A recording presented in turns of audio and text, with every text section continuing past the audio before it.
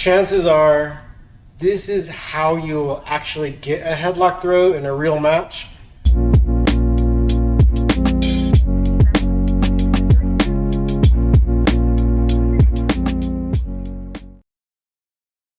It's when they're coming at you and they're really attacking you and you turn them. So taking like almost like using the idea in Sanda where it's like, so say we're here, we're fighting, and then my partner just throws a jab towards my face. So you actually, you parry it, right? So you got to think of the headlock throw as kind of a parry of their whole body. So in the case of the headlock throw, their whole body is coming at you. And in that match, Kirishima was trying to elevate and then push Wakatakakage out. So say if my partner comes in, right, just trying to get the double underhooks, trying to raise me up, trying to push me. So this is the idea of like them coming at you, kind of like a parry. So it's like this really direct, straight line of force. So you parry it this way. So if you can get the triceps, and it sounds like you might have to grab even further around. But you even, I'm sure you're just getting the glove under the armpit and clamping down with your elbow. That's really going to help you if you have gloves on. Okay, so this other hand's going to go past the head. Try to get the head onto your chest side, and then you're going to shoot your hand over towards their armpit or their lap. Get your leg in between there so you can step back a little bit to create some space, and then turn your hips at the same time you punch. And at the same time you pull. So pull, punch, rotate the hips, and then they'll go down. Okay?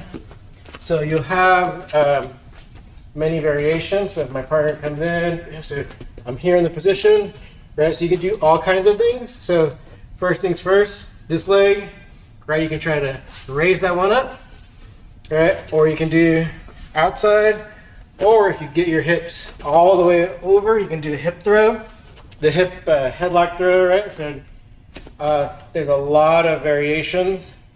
In Sanda, we try to remember, even though I showed you right now where I went to my knee, don't do that in Sanda competition. Make sure that you go for any of the other ones, right? So either attacking the far leg, near leg, or hip throw, or even sometimes like just rotating them will get them down, but make sure that you do not touch the mat with your hands or anything. So actually, let's go ahead and do it again in a more like Sanda way where I don't touch the mat. So if we're here, they're pushing at you, grab, get their head onto your chest side. You can get your leg here, and then from here, as soon as you turn, you gotta pick, right? Maybe you can. A lot of times you can actually just get them to fall like that. So that'd be ideal, but it might not happen. But if they come in, so you gotta pick. So from here, let's go and just do the near side leg first. So same rotation, but then I'm gonna raise my leg to get that leg up. So like that. This would be more of a Sanda way to get them down. Just make sure you don't lose your balance. Don't touch the mat. Don't fall onto your knee. You're golden, right? So, Claire, you mind if I take you down one more time? Yeah. Okay, so then no. So just kidding. So that's the way to Okay, great. So we'll go ahead and follow through. So we're here. Okay. So grab. Okay, here. Pick a side. Okay. So just think. If they're really rushing at you, they're really going forward, it's just like a parry. Just deflect them, right?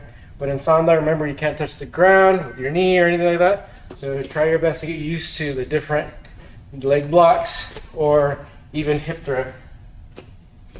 And you'll get some highlight reel matches. So if you have any questions, go and write them down. Catch you in the next video.